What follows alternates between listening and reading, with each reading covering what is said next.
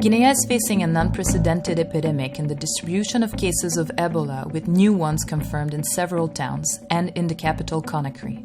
To date, Guinean health authorities have recorded 122 suspected cases and 78 deaths. Other cases, suspected or diagnosed, were found in Sierra Leone and Liberia.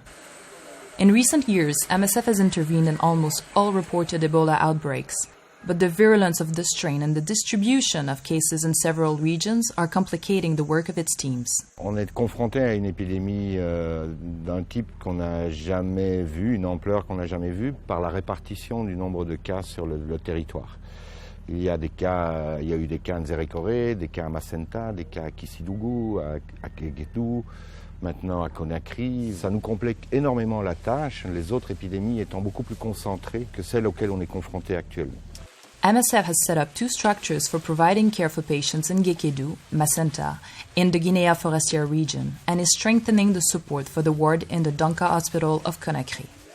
Every person looking after infected patients must follow strict protection rules, wear a waterproof suit, gloves, a mask and protective goggles, and be vigilant when administering treatment.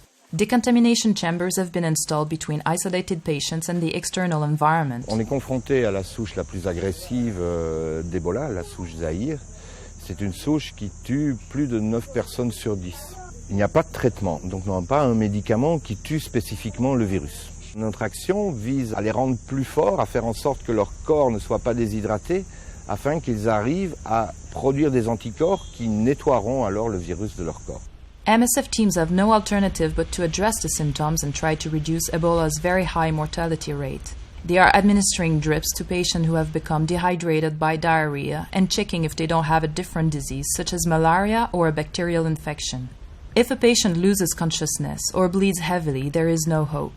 At this point, we provide palliative care by easing the pain and allowing patients to die with dignity.